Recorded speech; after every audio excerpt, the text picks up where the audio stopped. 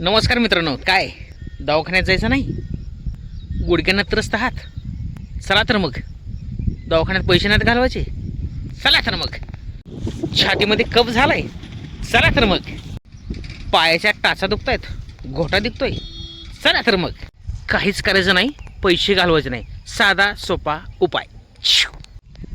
नमस्कार मित्रांनो, मी आदिल गायकवाड तुमचं या चॅनलमध्ये सहर्ष स्वागत आहे. मित्रांनो, आज आपण बघणार आहोत एक अशी वनस्पती आणि त्या वनस्पतीचा फायदा एवढा अफाट आहे. मित्रांनो, प्रत्येकजण ही वनस्पती कुठं पण बघत असेल, रस्त्यावरती बघत असेल, रस्त्याच्या कडेला बघत असेल, बांधावरती बघत असेल, शेतावरती बघत असेल, शेताच्या बांधावरती बघत असेल, गावगाड्यावरती बघत असेल, गावाच्या कडेला बघत असेल आणि घराच्या भोवती बघत असेल, सगळीकडे ही वनस्पती उपलब्ध आहे.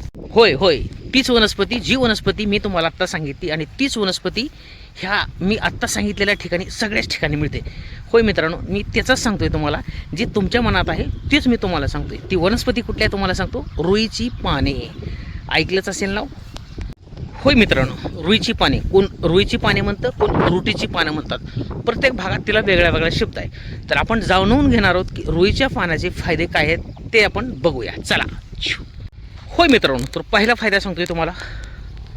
रुईच्या पानाचा सगळ्यात मोठा पहिला फायदा, जर तुमची टाच दुखत असेल ना, टाच दुखत असेल तर मित्रांनो, ती टाच दुखताना जर तुम्हाला खूप त्रास होत असेल तर संध्याकाळी झोपताना रुईची पानं 2 पानं तोडायची आणि स्वच्छ पाण्यानं धुवायची. स्वच्छ पाण्यानं धुतल्यानंतर ती पानं तव्यावरती गरम करायची. थोडंसं त्याला तेल लावायचं.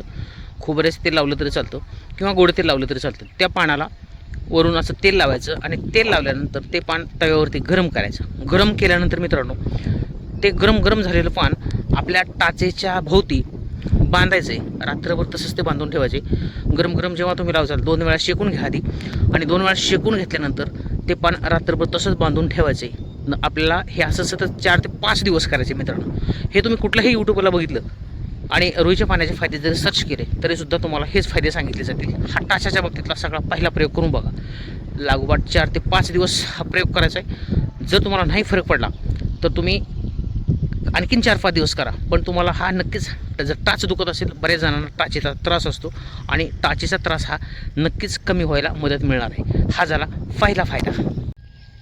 हा आपण टाचेच्या बाबतीमध्ये सांगितलं. पण आणखीन एक, त्याला जर आपण त्या तेलाच्या ऐवजी आणखीन जर त्याला तिळाचं तेल जर लावलं, तिळाचं तेल हे सगळ्यात चांगलं असतं. तिळाचं तेल जर त्याला लावलं त्या पानाला आणि ते गरम करून जर टाचेला लावलं तर एकदम उत्कृष्ट होतं. हा सुद्धा एकदम उत्कृष्ट पद्धतीचा फायदा तिळाच्या तेलापासून आपल्याला मिळू शकतो. आता मित्रांनो, हे तुम्हाला मी दाखवतोय, हे जे दिसते तुम्हाला, हे रुईचं झाड आहे. आणि याच रुईच्या झाडाला तुम्हाला बघितलं असेल, हे कोणी पण बघू शकतं. कुठं पण आपल्या गावाच्या कडेला, रस्त्याच्या कडेला, बांधावरती रुईचं झाड असतं. तर हिरवेगार असणारी पानं ही एकदम स्वच्छ पानं आपल्याला बघून घ्यायची आहेत. आणि स्वच्छ पानं बघितल्यानंतर ती पानं आपण स्वच्छ धुवून घ्यायची आहेत आणि संध्याकाळी त्याचा प्रयोग करायचा आहे. हा पहिला प्रयोग झाला. तर मित्रांनो, सगळ्यात मोठा फायदा याचा आत्ताच मी सांगितला तुम्हाला रुईच्या पानाचा, की पहिला फायदा तर आहे तो म्हणजे एकतर घोटाला आपण लावू शकतो, दुखत असेल, त्रास होत असेल तर.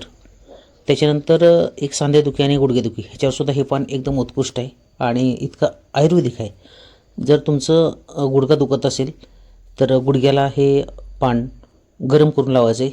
पान झाडाचं तोडून घ्यायचे आपण, आणि जेव्हा हे पान आपण तोडू तेव्हा मित्रांनो, हा चीक जो निघतोय ना, चीक तुम्हाला दाखवतोय, हा चीक आपण आपल्या डोळ्याला किंवा त्वचेला कधीच लागून द्यायचं नाही. डोळ्याला जर लागला तर डोळ्याला गंभीर इजा होऊ शकते.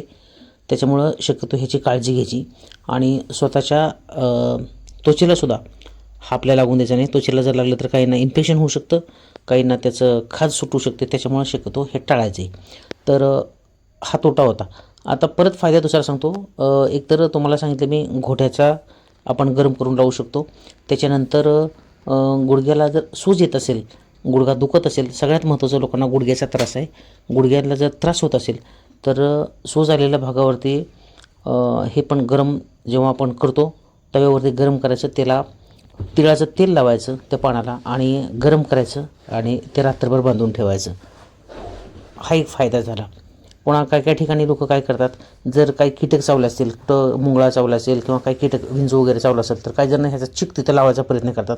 पण ह्याची माहिती अद्याप आपल्याला पूर्ण त्याची कुठेही असं संशोधनात आलं नाही किंवा काय नाही. त्याच्यामुळे हा शक्यतो कोणी प्रयोग असा करत जाऊ नका. त्याचप्रमाणे मित्रांनो, जर कफ झाला असेल तर पान गरम करून छातीवरती रात्रभर बांधून ठेवा.